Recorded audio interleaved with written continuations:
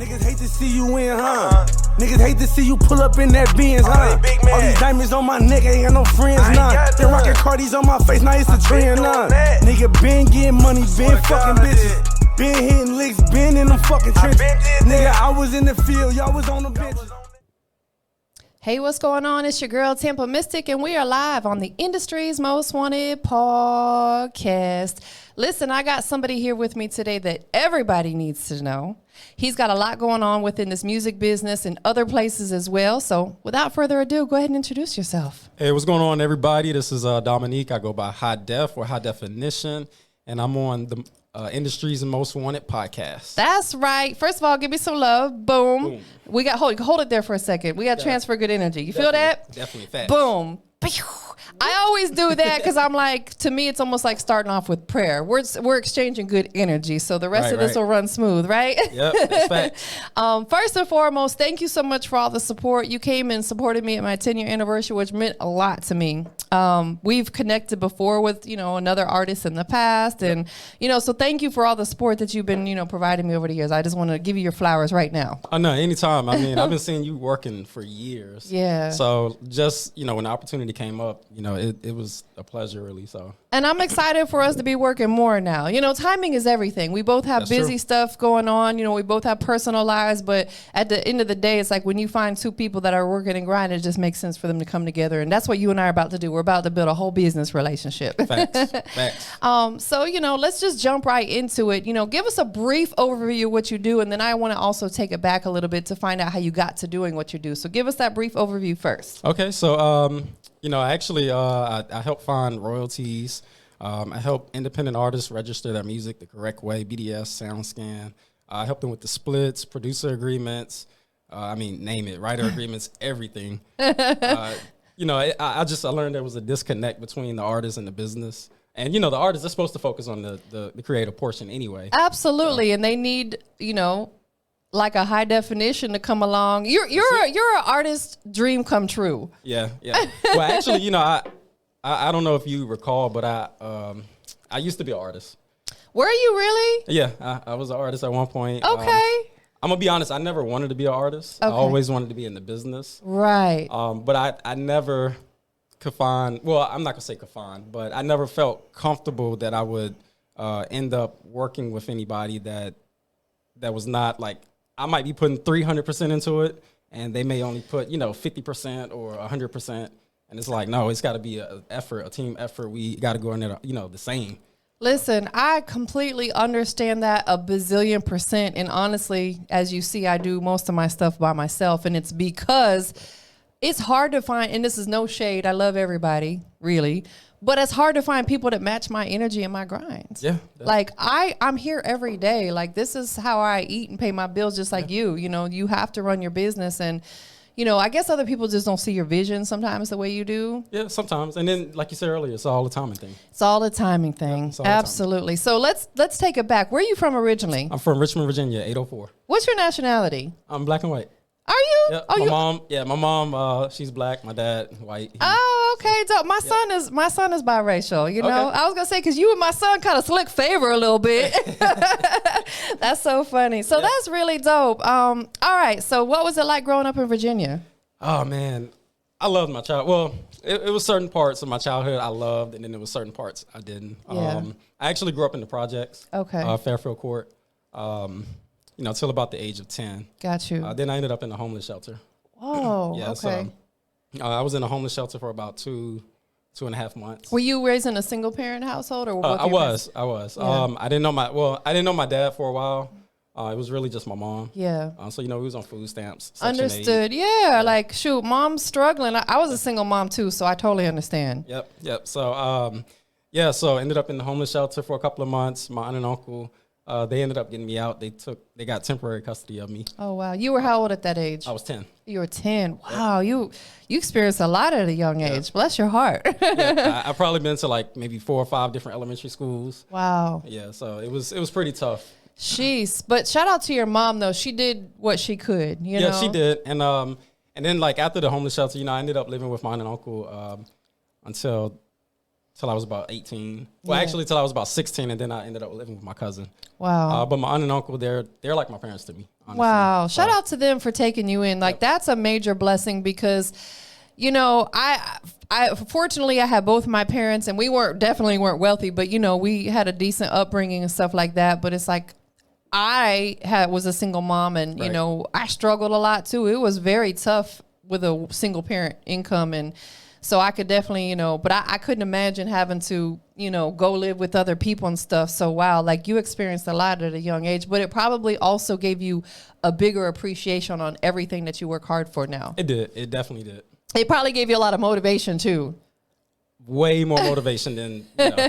Do you have any kids yet? I do. I have 2 kids. I have a son and daughter. You're probably the most amazing father. I appreciate that. And an amazing husband and all that. His wife is I told her like 800 times how cute and beautiful she was. Like she's got I just love her face and her smile. Like she's like a little angel. Yeah, she was on cloud 9 that whole night. She was like, am I really this beautiful tonight? She is like, she had a glow about her. And honestly, when I tell people that, it's very, very genuine because I don't catch good vibes from everybody. Yeah. But she just like, she should have had a halo over her head. She's so cute and beautiful and looked like a little angel in there. So well, you guys are a beautiful couple. Thank you. I appreciate it. Power couple. Yes, definitely. Coming soon. Absolutely. Like, and that's what it's all about, is finding somebody that balances you. Right, right. You know, I never understood, and we'll get personal for just a second. When I was younger, I never really understood people saying opposites attract. I'm like, why would you want to be with someone opposite of you? But I understand now because it balances you out. Right, it definitely. You know, like if you're good at this and they're good at this, you know, and it may be 2 different things. Okay, now you create a balance in your relationship and your business and everything else. So,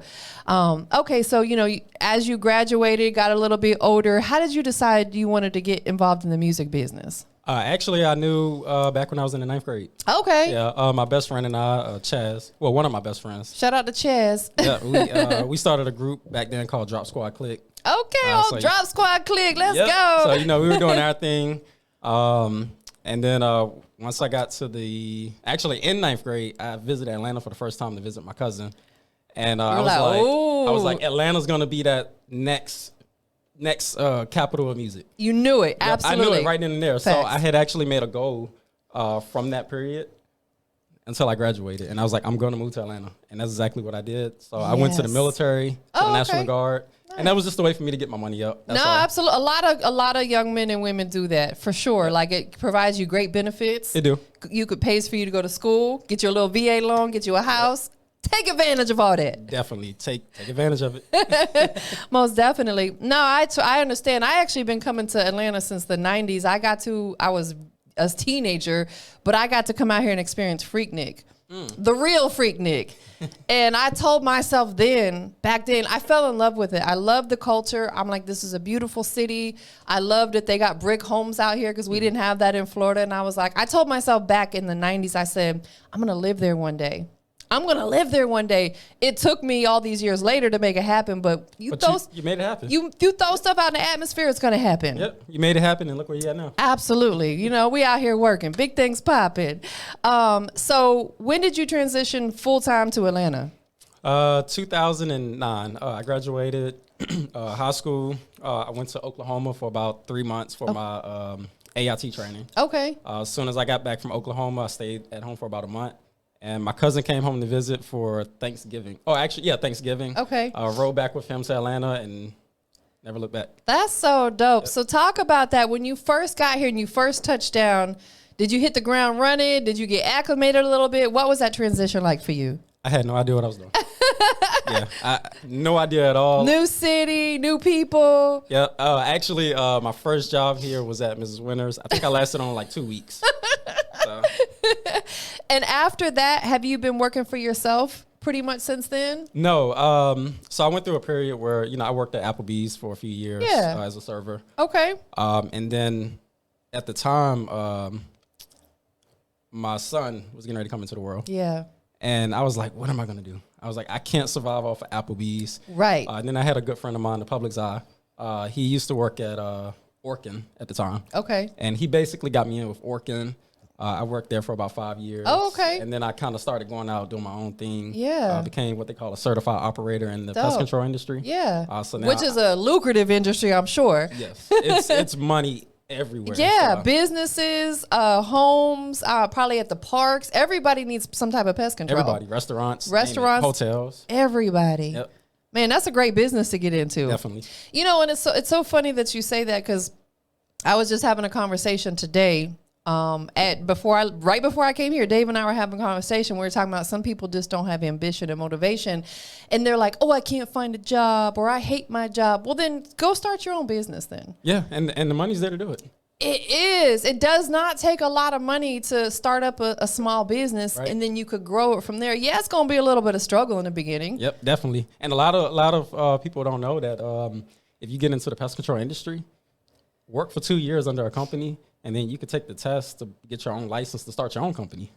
Put them on game. Yeah, and most companies, they will pay you to get that license. And I'm like, I can't foresee, yeah, of course you're going to have to deal with bugs and stuff, but it's not like you're walking into, you know, and you got bugs crawling all over you. You know what I'm saying? Like, it's very rare. Very rare. You're in a situation where you're keeping it under control. Right. So your goal is to get there and spray to keep them from ever coming back again, right? Exactly. I think that's a great business to tap into. So talk to us about, you know, the company that you have now, and, you know, you're running under High Definition. Is that the actual name of the business? So actually, yeah, I have two businesses. I have my entertainment business, Definition of Success Entertainment.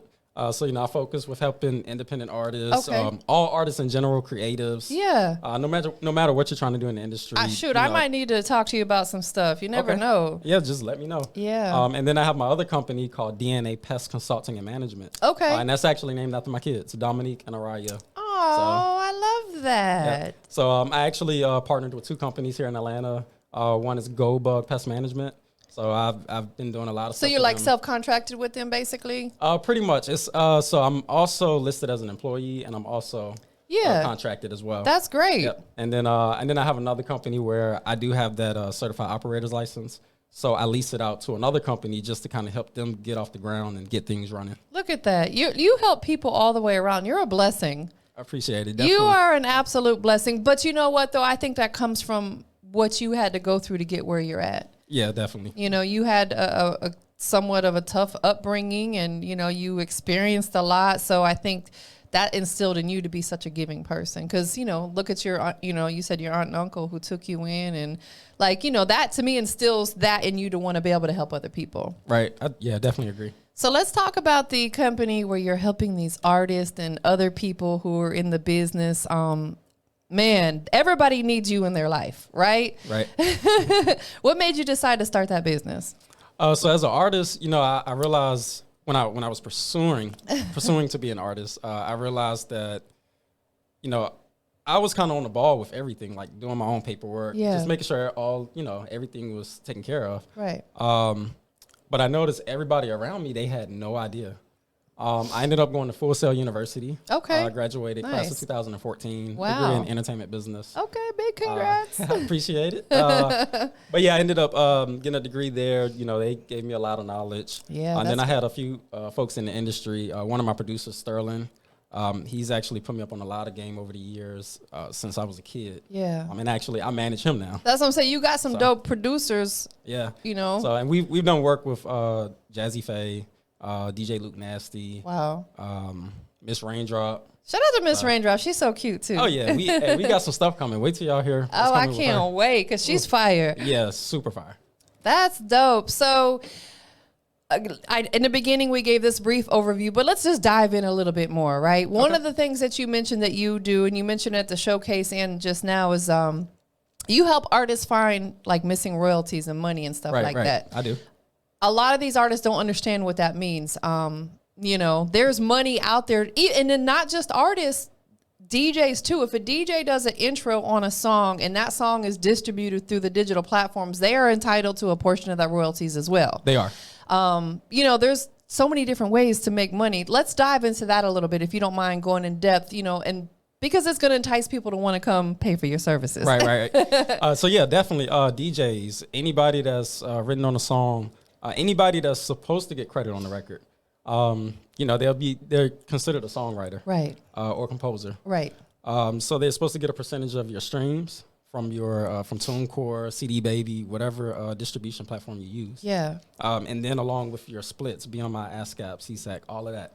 Like, as long as they got their business in order. Your business has to be in order. And a lot of producers don't know that you can get paid from Sound Exchange as well. Producers can? Producers can. I didn't know that. Really? You just put me on game. Yeah. All you need is an LOD. LOD from the LOD? Yep, you have to get a LOD. Sound Exchange actually provides their LOD. Okay. So you can go to their site, download the LOD, and include it with your producer agreement. Okay, because I know like I've helped artists set up their Sound Exchange, and I had to do their repertoire and fill out all their information. Is it something similar to that for producers? It's pretty simple, just like that. You just got to get that paperwork downloaded. Yeah. Get it signed off on. Agree on a percentage. Producers. I didn't know that. You just put me on game to something. That's amazing. I just learned something new today. That is great. So producers and artists are the ones that can benefit from Sound Exchange. Right, and writers. And writers. So break that down, because a lot of them don't understand exactly what Sound Exchange does. If you can you break it down, what Sound Exchange does for an artist, etc. Right. So Sound Exchange, they actually they give you the royalties for, say like you have Spotify. You can't directly select what song you want to play, like Apple Music. Right. But it's like almost kind of like a radio. So they actually collect those royalties for you. Okay. But BMI collects opposite. They'll collect Apple Music, I think Sound Exchange collects Pandora as well. So what about like if somebody already has a Spotify account and they distribute through like United Masters or DistroKid, don't they collect royalties as well? They do, but you have to make sure they're providing that service for you. Gotcha. So I always tell art creatives in general, writers, producers, I always tell them that, you need to have your performance rights organization. You need to have your Sound Exchange. Go ahead and get Song Trust. Right. Just go ahead and get with these companies. Go ahead and if they charge a fee, go ahead and pay the fee. Absolutely, But it'll definitely benefit you in the long run. Yeah, because you're going to make so much more money. And not only it not only benefits you, it'll also benefit your team. So if you have writers around you, it'll make sure they get paid. Yeah, everybody should be eating for what they're doing, what they're contributing. Does Sound Exchange help at all with radio play? Now, I haven't got that far into Sound Exchange as far as I've just been. I think it helps with, I want to say like terrestrial radio and stuff like that. I think it helps collect, because they got to get paid off of that some way too. Right. Well, that's something we can both dig and on international too. I know they help on the international level as well. Yeah, so either way, you need Sound Exchange. Definitely. Most definitely. And do you help with artists setting up like their BMI and ASCAP or CSAC or whatever they decide to go with? Okay, so let me ask you this. If an artist comes to you and says, you know what, I need to get my publishing together, who should I use? How do you typically advise them on that? So I personally like BMI. Okay. They pay out quicker, right? I wouldn't say quicker. Now the reason I chose BMI is because I was once taught that BMI was the first company to represent the Black artists. Okay, understood. So that's why I'm with BMI. No, listen, I totally get it. But if your budget is not there where you can pay like ASCAP, then BMI is free. It's free unless you choose to do your publishing. Right. Okay. So, and then they charge you for that service. Then they charge you for the publishing service. So if an artist wants ASCAP or BMI and they come through you and you help them set all that up, right? Right.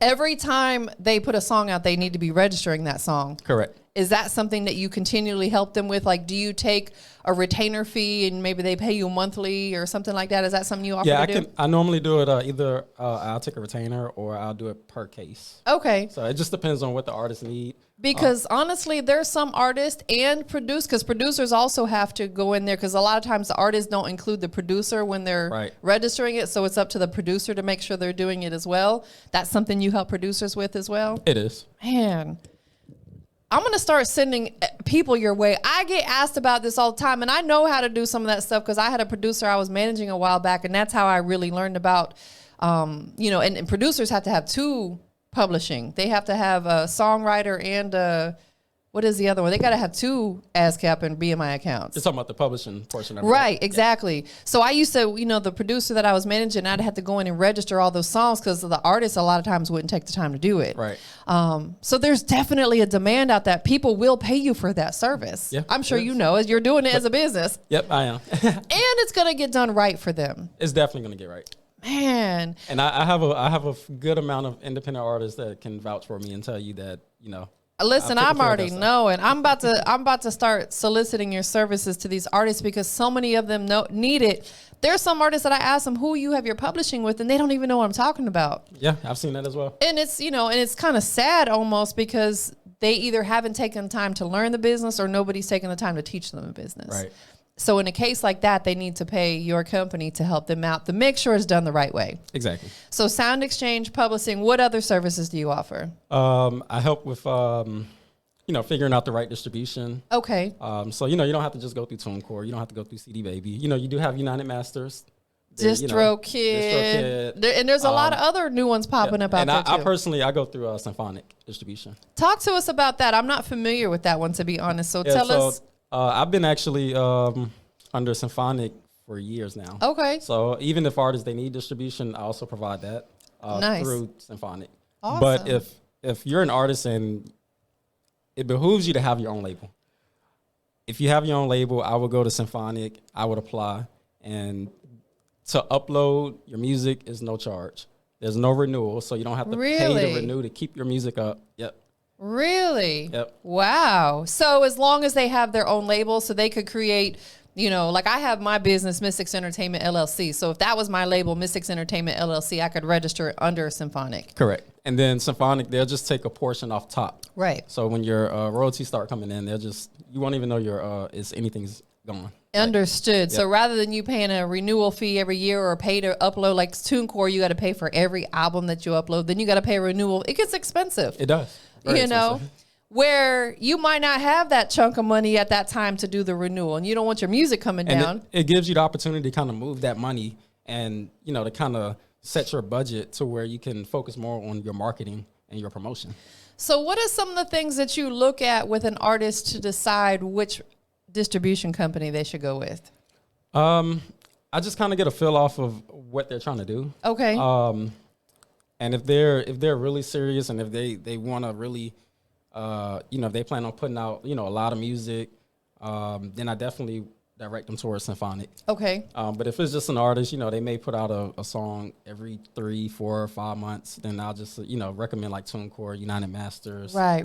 Just something you pay for. Absolutely. Understood. And I know a lot of artists that I've had conversations with choose to go to, and they'll have more than one distribution company. You can't put one song on all of them, but you could put this album on one, this album on another, based upon what your wants and needs are. Right. Some of them distribute their singles to United Masters because United Masters offers a lot of opportunities for artists to get their song in movies, video games, things like that, which I personally know a couple artists who have got their songs picked up by ESPN, Madden, through United Masters. That's dope. And Symphonic actually offers the same. They Do have they? Bodega.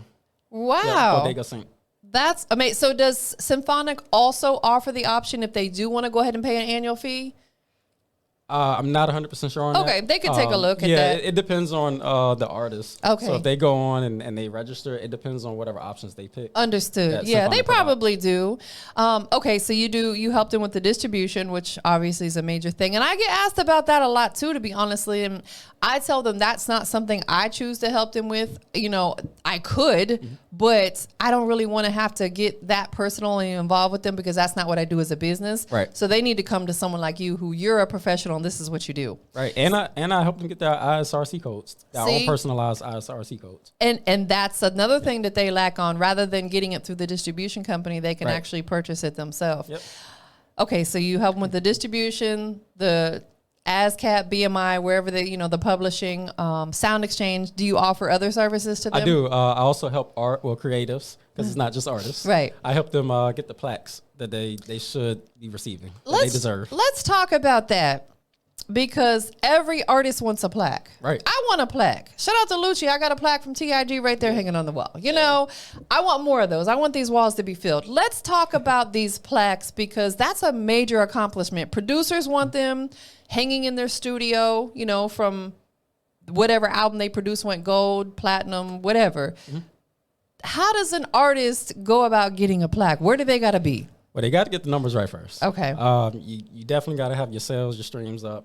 But you also need to have everything registered the correct way. So it goes all the way back to the business again. Going back to the basics, y'all. SoundScan, BDS, all of that has to be done correctly. But as far as, the artists, helping them get the plaques that they're supposed to get, mostly I deal with a lot of artists that were major are major, or they're working with a team that's currently, really making moves and getting those numbers. Absolutely. Now, I don't want you to give too much information on this because I don't want you to give them the game. They got to come pay you for the service. But I know, like back in the day with BDS, they just simply had to send an email with some of their information over. Right. But that email doesn't work anymore. Right. Yeah. So that's something BDS. Yep. You can help them with that. Okay, cool. We can't tell you because you got to come pay him for that service because you got to pay for people's knowledge and time. Right. Period. It's my livelihood. It's how I take care of my family. Listen, absolutely. I totally respect that. And people have to understand that, I don't know why, but a lot of these artists feel like that they're entitled to free stuff. And I'm like, no, it doesn't work like that. You know what I'm saying? Right. Anything else that you offer under that company? Man, it's so much. Even with like your personal business, if you need help starting, LLCs and tax IDs, everything. Wow. Yep. You're like a one-stop shop. Yeah, I'm trying to do everything I can to help those that are trying to get to the next level. So let me ask you this. What about YouTube monetization? Is that something that you help with or are thinking about adding to your list of services? I haven't really thought about that. You should. A lot of people, including myself, are working towards getting my YouTube monetized. And I know that there's legal ways or organic ways of making it happen. Like I pay for a ton of Google ads, which has helped tremendously. It's helped my subscriber numbers go up. It's definitely helped my watch hours go up. That would be a very lucrative business as well. Right. Or also even helping these people do their Google ads because it's very complicated to get in there and set up those Google ads. I'm still kind of learning about it. Yeah. So that may be something that you may want to dive into because I think that could be a lucrative business for you as well. Okay, I appreciate that. I'm going to look into that. Definitely. People are eating off of YouTube. These YouTubers and bloggers and vloggers, like there's some people who are making $40,000 a month. That's crazy. Monetizing their YouTube. And just from YouTube. Just from YouTube, sitting at home making videos and stuff like that. But they wouldn't be doing that if they didn't properly monetize their account and understand how to actually make that happen in setting up Google ads because truth be told, and you and I both know this, if somebody releases a music video, unless they're like a Drake or a Wayne or somebody at a level like that, you're not going to get a lot of traction. Right. You might get a few hundred views, maybe 1,000 or whatever, unless you're really putting some kind of marketing and promotion behind it. Right. If you're just strictly uploading and doing nothing else, good luck. You know what I'm saying? Like I spend a lot of money on my YouTube channel because I want that traction. It always generates more business. It gives a better look to the artist.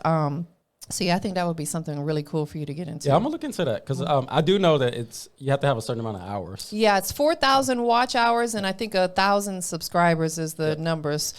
The subscribers part, it's a little tough. It's the watch hours. Yeah. Especially if you're only putting a 3-minute video up. Mm-hmm. You know how many people have to stream it and watch it to be able to get to 4,000 watch hours? Fortunately for me, I be putting 30, 40-minute videos up and I get a lot of people watching them. So but I'm still not at 4,000 hours. As many interviews as I put up there, I'm still not there. So hey, you can get there. Yeah, I'm gonna get there. I'm at 3,000 and something, so I'm over the hump.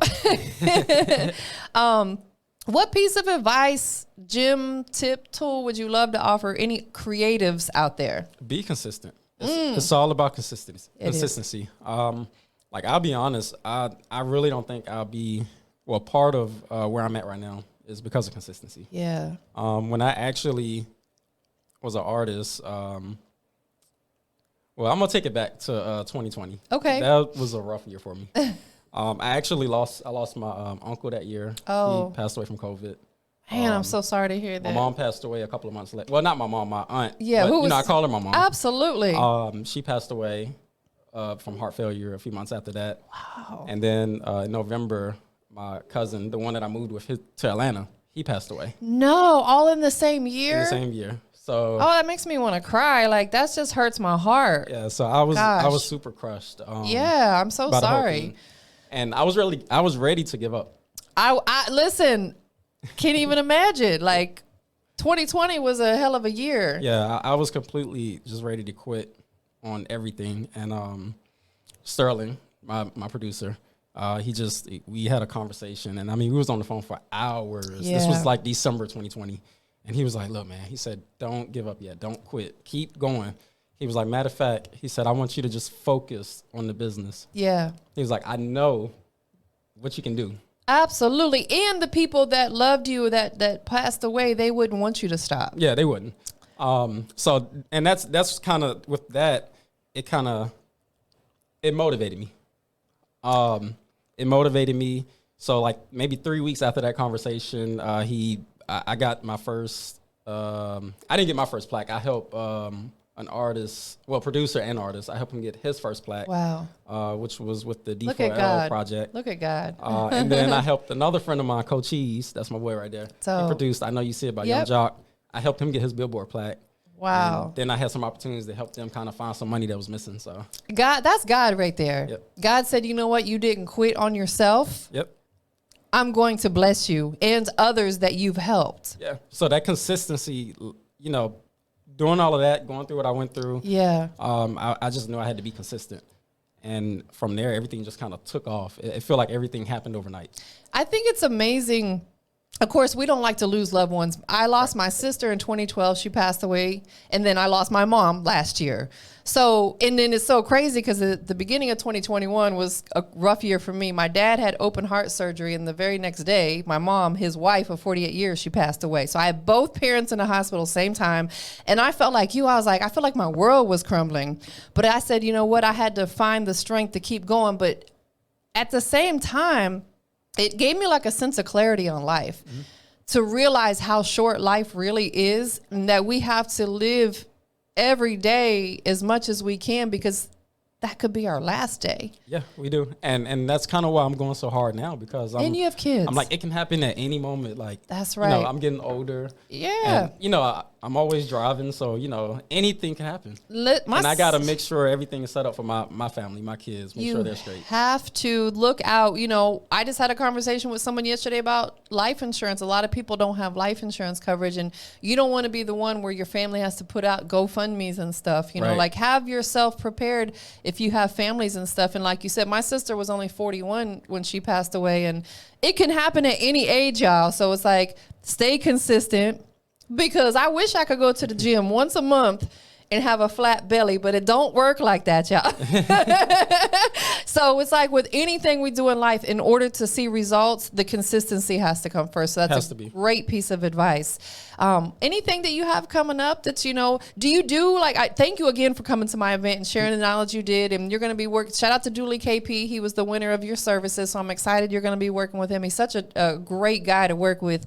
Yeah, I can't wait. Yeah. Do you have other like events or anything coming up where people are going to be able to maybe meet you or anything like that at this point? I know there's some events in the making right now, but they'll definitely be posted on my social media. So what I'm going to do, if you're cool with it, is I get invited to a lot of events to provide media coverage, and they always tell me I can bring people with me if you ever want to come with me as a guest, because, you know, you could be there to talk to the artist after I interview them, you know, if that's something you would be interested in doing. Yeah, definitely. That would be amazing. Definitely. Street Execs has their weekend coming up, and they invited me to come do media coverage. I would love for you to join me, because there's going to be a ton of artists there. Okay, definitely. Yeah, I'll definitely come through. That would be amazing. Also, TIG has an event coming up. So I'll keep you in the loop of all that stuff. You know, definitely if you would love to come and, you know, be my guest with me and, you know, get an opportunity to network with some of these artists, like, that could be small business, right? Hey, that definitely works. Well, listen, I really appreciate you taking some time to explain everything you have going on. Tell everybody where they can follow you and your businesses on social media. You can find myself on all social media, High Definition, HIGHDEFYNITION. Instagram is Definition of Success, dose_ENT. And really, you can Google me. Just Google High Definition, Dominique, High Definition Robinson. You'll pretty much pull up everything about me. I know that's right. Yep. He's Googleable, y'all. I'm Googleable. That verification coming next. Listen, I know that's right. That's definitely... And we could talk about that too, because I offer one of the services that help people get. I do a lot of press releases and blogging on the big sites and stuff like that too. So maybe we could work together. You know, some of my services you can offer within what you got going on. I know a lot of artists that could definitely use your service. Yeah, so we're about to cross promote all the way. Definitely. Anybody that's really supporting you that you want to give a shout out to? Oh man, I definitely want to. Wow. I can name a few folks right quick. I definitely want to give a shout out to my producers, the Supernaturals. We got Sterling Hits, Von Jovi, Dabo. Von Jovi, I like that. That's dope. Baby Sweet with Stackham Entertainment, Prince Howard, Pacific Music Entertainment, Pacific Music Incorporated, Miss Raindrop. Like, Man, I could just go on a list as long. Coaches. I mean, I can go on for days. Right, and you don't want to forget nobody. Yeah, like my support system is amazing. Because you have such a good spirit. You have great energy. You're like a likable person. Bigger was teasing you about the ponytail. He's like, oh yeah, he gotta be telling the truth. He got a ponytail. My ponytail. Hey, my producers, they call it ponytail pimping. You got that good hair. Got the good hair, y'all.